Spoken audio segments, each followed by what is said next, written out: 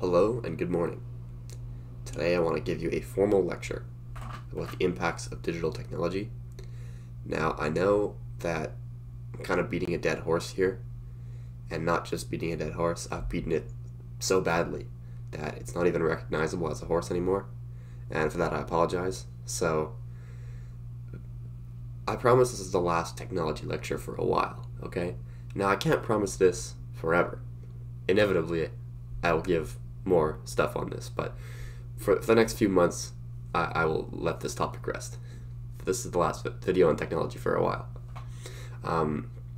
And one other thing I want to preface this with is this lecture may not be for everybody. You may feel already that in your life you have a healthy balance between technology and the rest of your life, your real life interactions. That is awesome. I'm happy for you. Then take what I say with a grain of salt.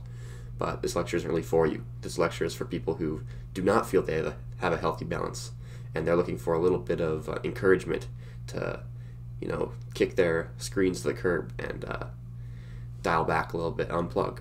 That's for those type of people. So, hey, think about that. Anyways, here's a little outline of the presentation. We're going to talk about what's different about digital technology. We're going to talk about why it's bad for you, and then I have a little proposal that I stole from some Substack that I subscribe to, and then we'll have some discussion questions, which work better in person, but you can pause the video, think about them. Yeah. So one question that I'd like to ask is why digital technology is different than other forms of technology. So if you look at the broadly definition I have up top, any electronic device that stores, generates, or displays data.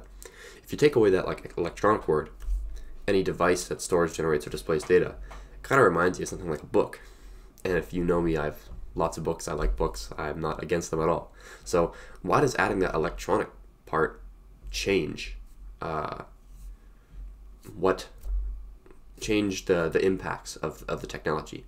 Okay? And so, practically speaking, I'm talking like phones, computers, smartwatches, laptops, iPads, things like that. But yeah, the question still stands. Why is an electronic device different than a non-electronic device? So, we're going to talk about 3 reasons. Digital technology changes 3 fundamental things about content and relationships. Those being speed, space, and quantity. Now we're going to go through each of those in turn. So, in regards to speed, slowness allows for clearness of thought, right? If you've been following this channel for a while, you've probably watched my video on boredom. And so I'm a big fan of boredom, slowing down, dialing back your schedule, kind of keeping things free and breezy. So I think that slowness is important, and it allows for the clearness of thought. And the little metaphor I like to give is that you have a little man inside your brain with a broom, and whenever you're not doing anything, the man gets to sweep up all the clutter and things that are going on that accumulate throughout the day. And if you're always busy and always stimulated, and those 5 minutes that you're waiting for the bus and you're on your phone, or 2 minutes here, 8 minutes there, you're always being stimulated. You're never giving the sweeper man any time to sweep up the clutter in your brain, and it'll just accumulate, right?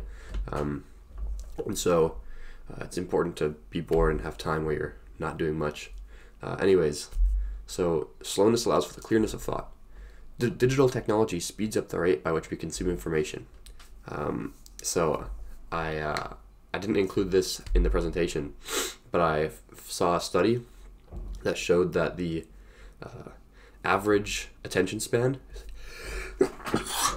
excuse me, the average attention span of a goldfish is 9 seconds, and since 2000, of course, post-2000 being like the introduction of digital technology in a big way, the average attention span of a person has gone from 12 seconds down to 8 seconds. And so we literally now have, on average, a lower attention span than a goldfish, which is pretty sad. Yeah. So this speed of consumption scatters our attention and distorts our sense of reality.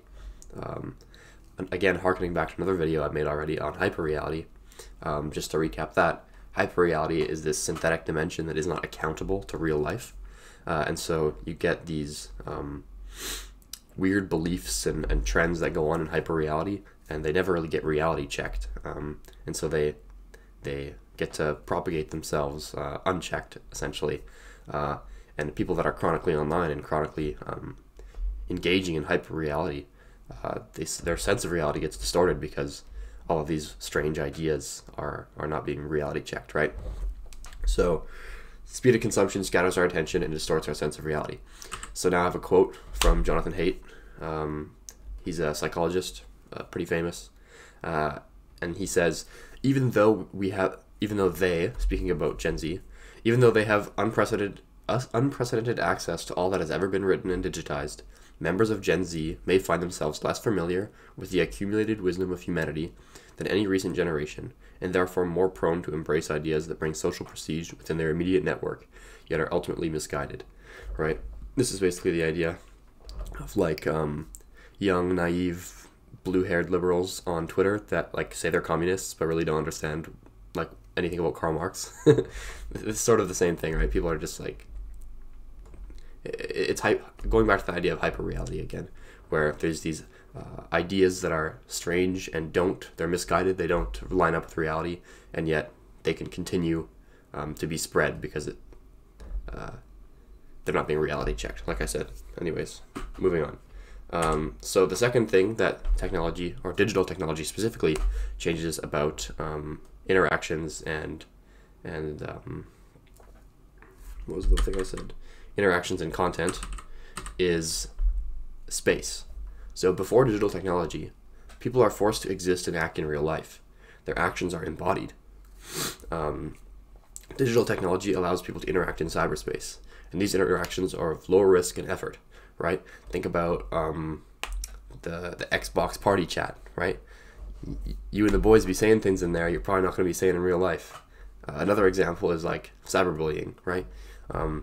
Some people may not have the cojones to be bullying somebody in real life, but over the internet, their real personality comes out, whether that's anonymously or not, and they act quite differently. And this disembodied quality of online interactions results in the replacement of real life experiences with digital ones. And that's because these interactions are of lower risk and effort, right? You don't even have to leave the house.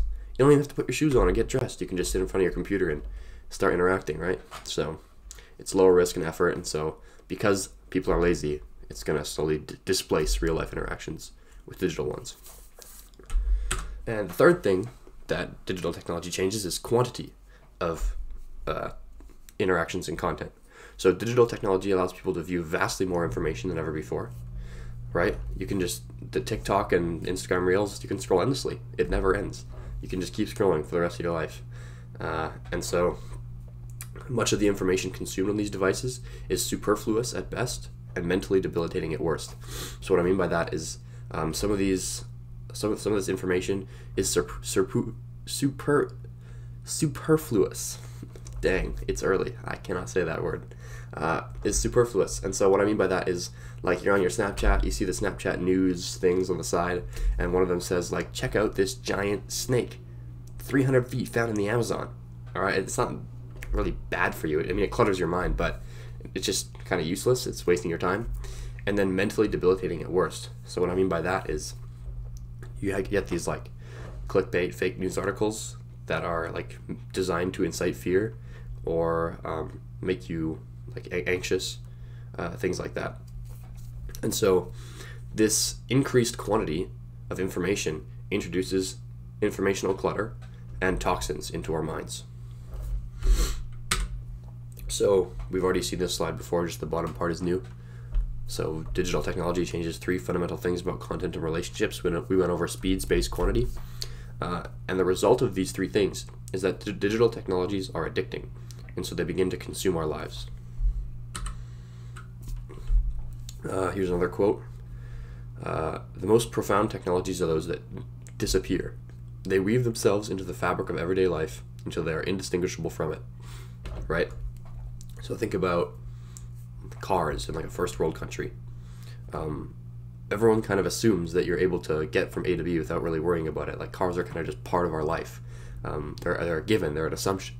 And we are reaching a place in our world in which high levels of digital technology become the norm, right? Like if somebody doesn't have a smartphone, like you give them like a really weird look, or people will do that.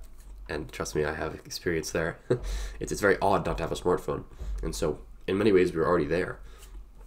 We already live in a world in which high levels of digital technology become the norm, and it's only increasing, right? Maybe in 10 years, you'll have Elon Musk's Neuralink, and you'll be linked up to the supercomputer.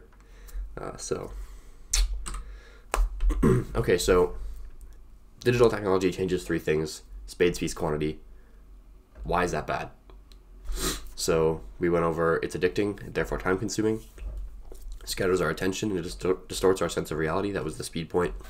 It replaces real life experiences, space point, and it introduces clutters and toxins into our lives, quantity. But the negative effects don't stop there.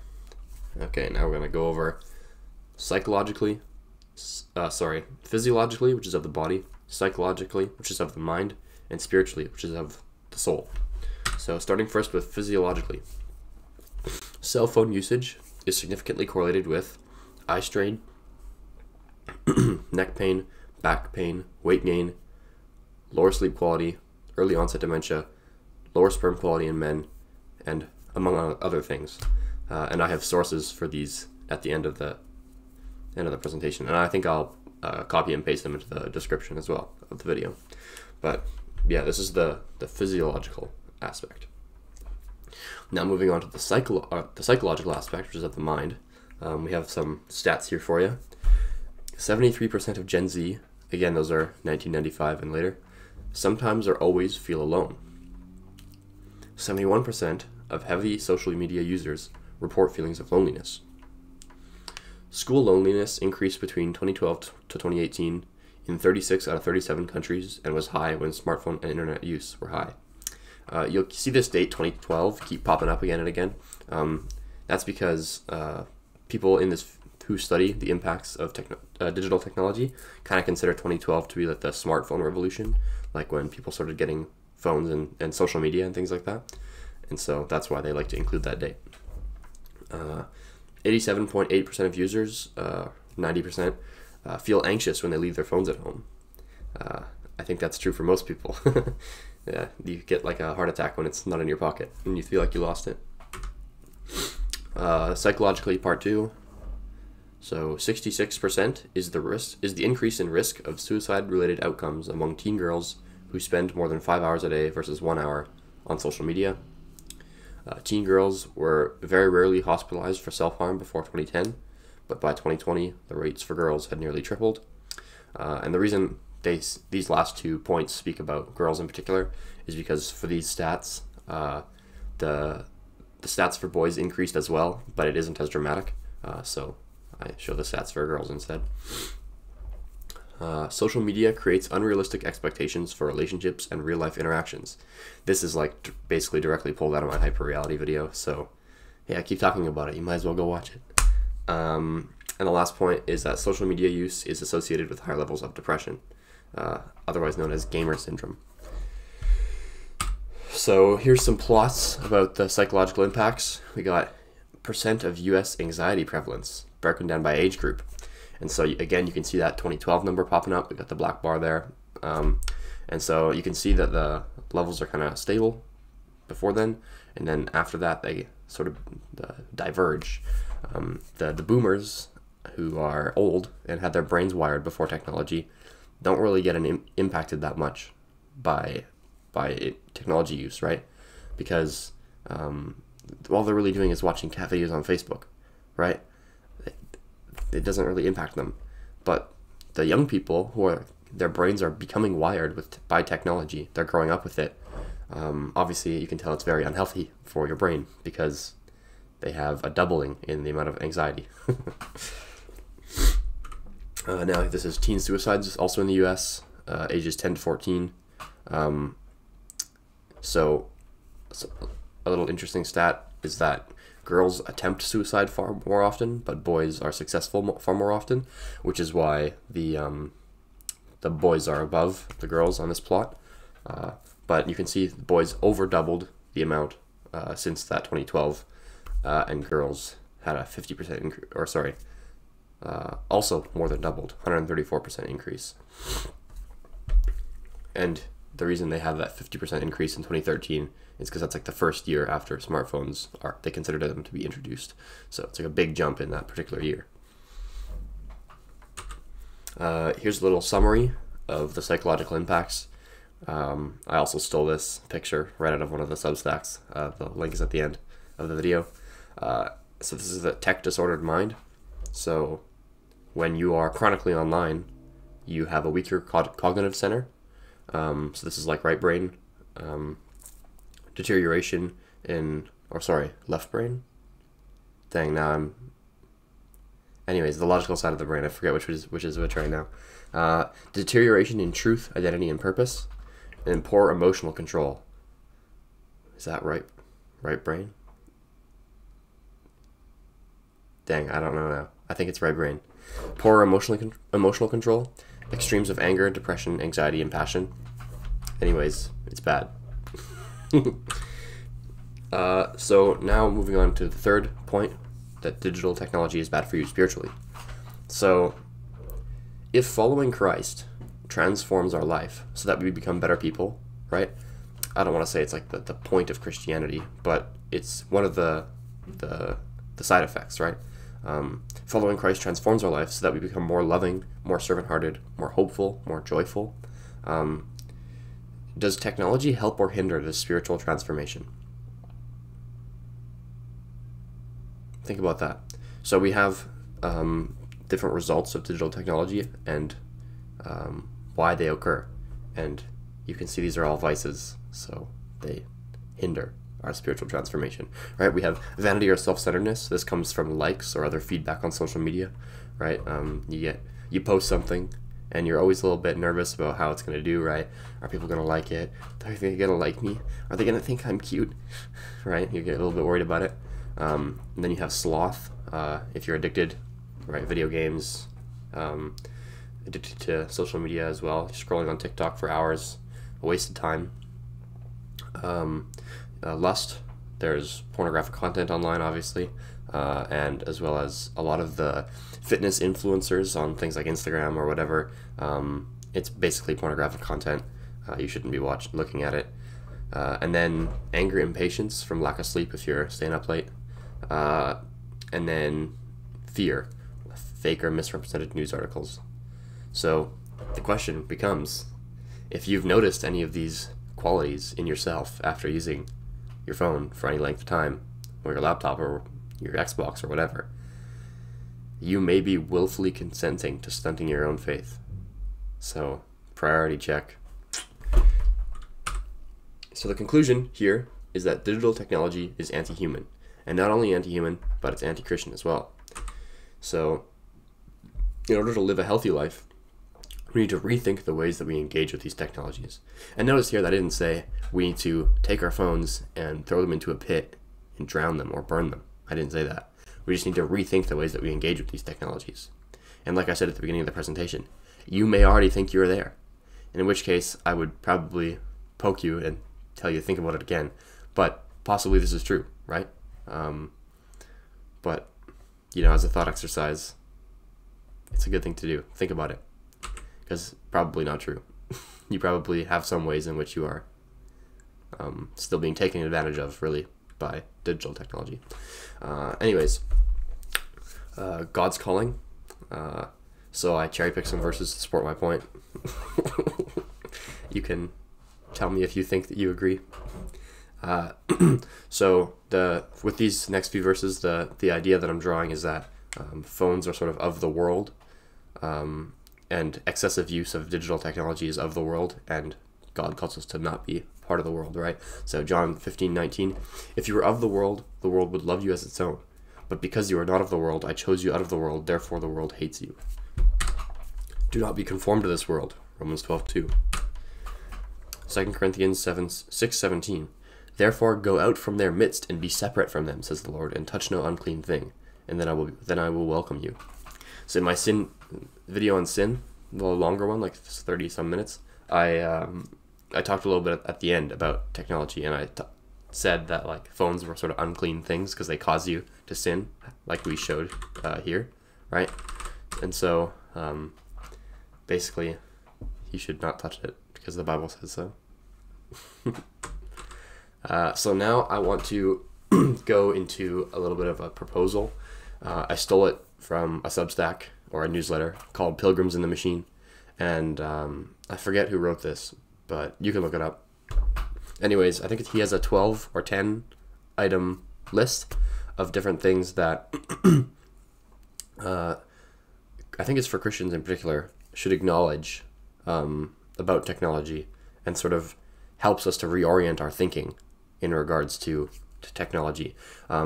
Taking the stance against progress and then neophilia, this idea of liking just new things because they're new, instead thinking about only accepting technologies that respect us and don't take advantage of us. So we'll just go through it together.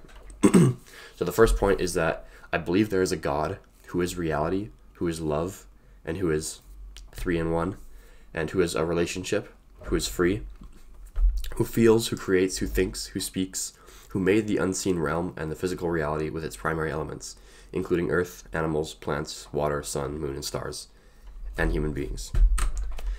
I believe human beings were made in God's own image, to dwell on the earth and to have stewardship over primary creation. Therefore, I believe that to be human, we must strive to be in relationships of love, the first of which is our relationship with the Creator, the second of which is our relationship with each other. Love is not empathy, but can include empathy. Love is not compassion, but can include compassion. Love is an action that encourages and supports another person or oneself to be in right relationship with reality. And this harkens back to the point I made earlier about hyperreality, right?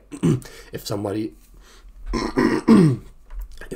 is chronically online and they're engaging in hyperreality very often, and they have all these strange radical ideas that they got from the internet, to love that person would be to exhort them to put their phone down and touch grass. And so that's what he's saying here, basically, right?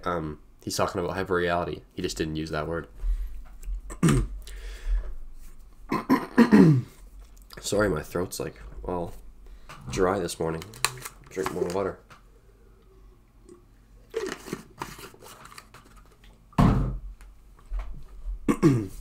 So the fourth point here, I believe in real relationships within marriage, family, and local community, including people who are different from us.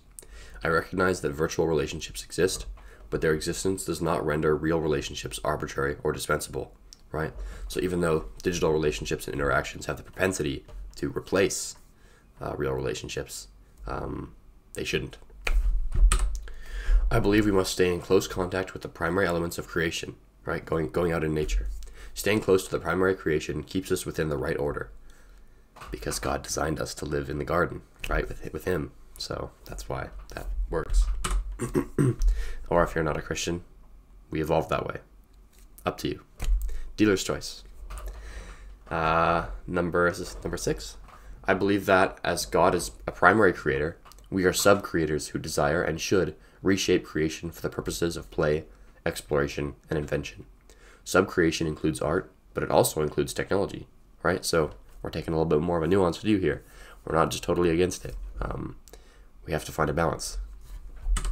So I believe that when we become too preoccupied with our sub-creations, we risk becoming absorbed in our own power and self-love. Therefore, responsible sub-creation requires vigilance, discernment, and self-denial. Some things should not be created. Some created things should be destroyed. I believe in cognitive liberty, which is the freedom to concentrate, reason, remember, feel, imagine, perceive, and use language without manipulation or control by others or technology. I believe in the liberty of the body, which is the freedom to choose what food, medicine, manufactured chemicals, or technology is allowed into or onto my body, without compulsion or coercion by others. I believe in the liberty of hearth and home, without surveillance or control by outside persons or unwanted technology. So if you have an Amazon Alexa, you should probably get rid of it, because Daddy Bezos is listening to everything you say. Okay, so presentation over. Here's the discussion questions. Feel free to pause the video and think about these. So in what ways have digital technologies impacted your life? Question number 2, obviously it is unreasonable to expect people to go back to the Stone Age. What does it look like to strike a healthy balance? And then thirdly, come up with some actionable items that will help you to interact with digital technologies in healthier ways. Here are some to get you started. Doing a digital detox, right? This is like putting your phone away for like 30 days, doing like a Lent sort of thing, where you just, sort of fast from your phone. Setting stricter screen time limits. Maybe you are in the habit of playing late into the night. You're an evening gamer, maybe turning it off a little sooner, like no blue light before bed. Swapping your iPhone for a flip phone. I'm a big fan of this. DM me. Leave your phone at home when you go somewhere. Your parents might not like it, but hey. Replace screen time with a new hobby, right? Maybe you really wanted to learn how to play the saxophone. You're going to be a big saxophone guy. You could be a saxophone guy already, but you've been scrolling on TikTok for too long. So you can replace your TikTok with saxophone. Another thing you can do is just delete all your social media, but keep your smartphone. I don't know. That's pretty good. It's a good start, but you shouldn't end there because it's really easy to reinstall the app, right? Switching your phone to a flip phone makes it easier to not sort of like relapse or to fall back into old habits, right? So yeah, thanks for listening. Here are the sources, and I'll post these in the description. But hey, have a wonderful day. See you later.